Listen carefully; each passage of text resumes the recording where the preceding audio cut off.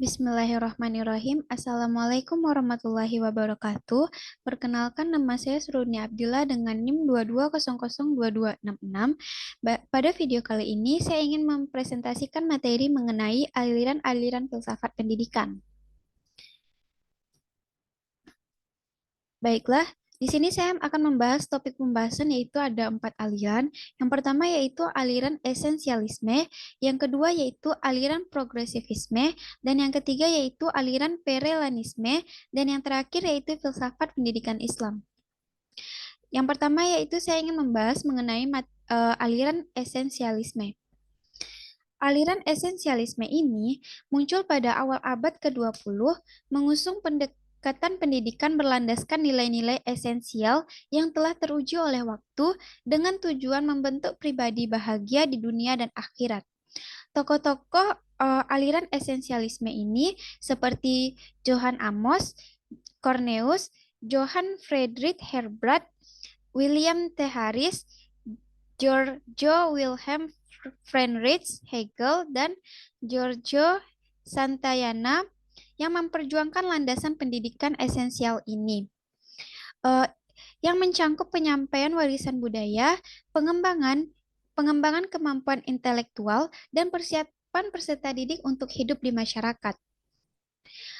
Tokoh-tokoh aliran esensialisme ini yaitu yang pertama yaitu Johann Amos Cornelius tahun 1992 sampai 1670, yaitu di sini agar segala sesuatu diajarkan melalui indera karena indera adalah pintu gerbangnya jiwa. Menurut Johann Amos Cornelius. Dan yang kedua yaitu Johann Friedrich Herbert tahun 1776 sampai 1841. Dia mengatakan bahwa tujuan pendidikan adalah menyesuaikan jiwa seseorang dengan kebajikan Tuhan. Dan yang selanjutnya yaitu menurut William T. Harris tahun 1835 sampai 1909 yang berpendapat bahwa tugas pendidikan adalah menjadikan terbukanya realitas berdasarkan susunan yang tidak terelakkan dan bersandingkan kesatuan spiritual. Inilah pendapat William mengenai aliran esensialisme dalam pendidikan. Yang selanjutnya yaitu Georg Wilhelm Friedrich Hegel tahun 1770 sampai 1831. Dia berpendapat bahwa adanya sintesa antara ilmu pengetahuan dan agama menjadi suatu pemahaman yang menggunakan landasan spiritual. Yang selanjutnya yaitu Giorgio Santayana. Dia memadukan antara aliran idealisme dan aliran realisme dalam satuan sintesa dengan mengatakan bahwa nilai itu tidak dapat ditandai dengan suatu konsep yang tunggal. Karena minat, perhatian, dan pengalaman, seseorang menentukan adanya kualitas tertentu. Walaupun idealisme menjunjung asas otoriter atau nilai-nilai, namun juga tetap mengakui bahwa pribadi secara efektif bersifat menentukan nilai-nilai itu atas dirinya sendiri atau memilih atau melaksanakan. Peran dan fungsi dari aliran esensialisme. Yang pertama yaitu menyampaikan warisan budaya dan nilai-nilai luhur. Aliran esensialisme memandang bahwa pendidikan memiliki peran penting dalam menjaga dan melestarikan warisan budaya dan nilai-nilai luhur suatu bangsa. Pendidikan harus mampu menanamkan nilai-nilai moral dan etika kepada peserta didik agar mereka dapat menjadi warga negara yang baik dan bermartabat. Selanjutnya yaitu peran dan fungsi aliran esensialisme yaitu untuk mengembangkan kemampuan intelektual. Aliran esensialisme memandang bahwa pendidikan harus berfokus pada pengembangan kemampuan intelektual peserta didik, yang mana pendidikan harus memberikan peserta didik dengan pengetahuan dan keterampilan yang mereka butuhkan untuk menghadapi kehidupan di masa depan. Yang selanjutnya yaitu mempersiapkan peserta didik untuk hidup di masyarakat. Aliran esensialisme ini memandang bahwa pendidikan harus mempersiapkan peserta didik untuk hidup di masyarakat, yang mana pendidikan harus mengajarkan peserta didik tentang nilai-nilai sosial dan budaya agar mereka dapat beradaptasi dengan hidup harmonis di tengah masyarakat. Yang kedua yaitu saya membahas mengenai aliran progresivisme. Aliran progresivisme ini muncul pada abad ke-20 pada awal abad ke-20 yang dipengaruhi oleh filsafat pragmatis dengan menekankan peran aktif peserta didik dalam pembelajaran.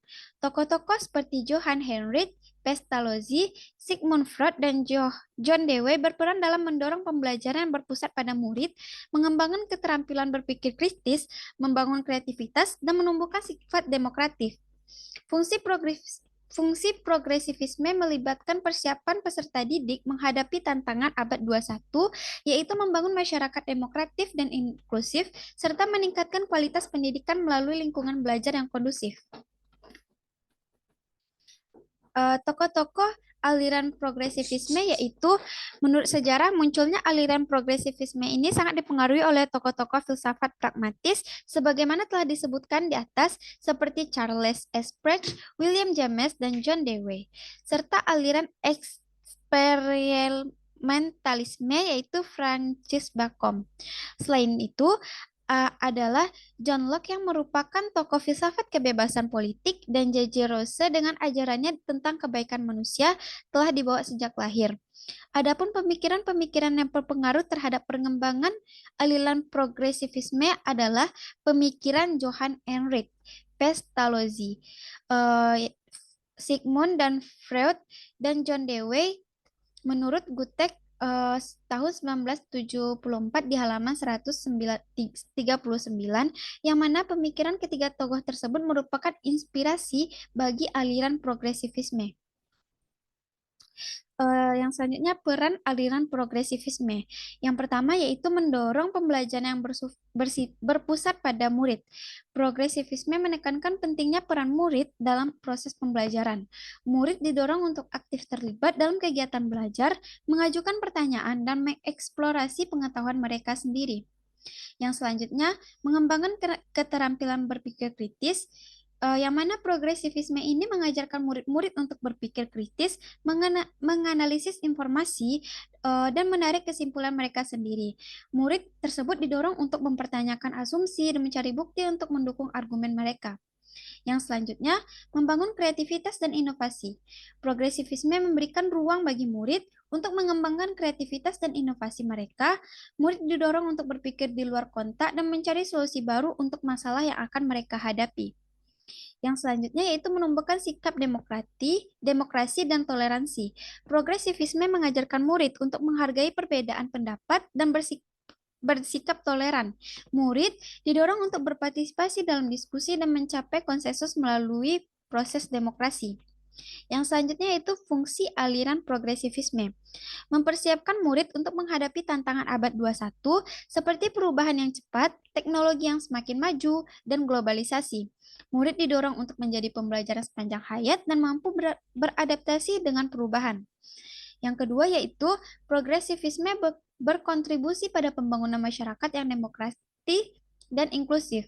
Murid didorong untuk berpartisipasi dalam masyarakat, menghormati hak asasi manusia, dan memperjuangkan keadilan sosial. Yang selanjutnya yaitu progresivisme dapat meningkatkan kualitas pendidikan dengan menciptakan lingkungan belajar yang kondusif, mendorong pembelajaran yang bermakna, dan memperkuat hubungan antara guru dan murid. Yang selanjutnya yaitu aliran perennialisme. Perennialisme ini juga diartikan sebagai segala sesuatu yang ada sepanjang sejarah. Melihat bahwa tradisi perkembangan intelektual yang ada pada zaman Yunani kuno dan abad pertengahan yang telah terbukti dapat memberikan solusi bagi berbagai problem kehidupan masyarakat dan perlu digunakan dan diterapkan dalam menghadapi alam modern yang syarat dengan problem kehidupan. Aliran perennialisme yaitu suatu aliran tentang pendidikan yang sudah ada sejak abad ke Aliran perennialisme lahir yang menjadi reaksi terhadap pendidikan progresivisme, di mana aliran ini menekankan pada suatu perubahan dan sesuatu yang baru.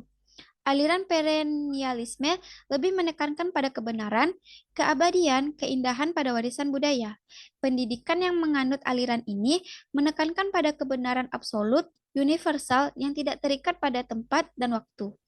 Aliran ini bersifat masa lampau, di mana aliran ini kembali pada nilai-nilai budaya.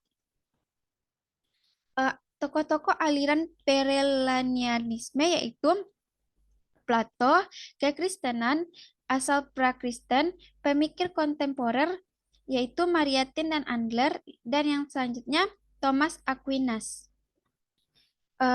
Pandangan Perelianisme terhadap pendidikan yaitu bahwasanya belajar sangat penting untuk memecahkan suatu problem dengan metode mencari kebenaran pada isi aliran ini.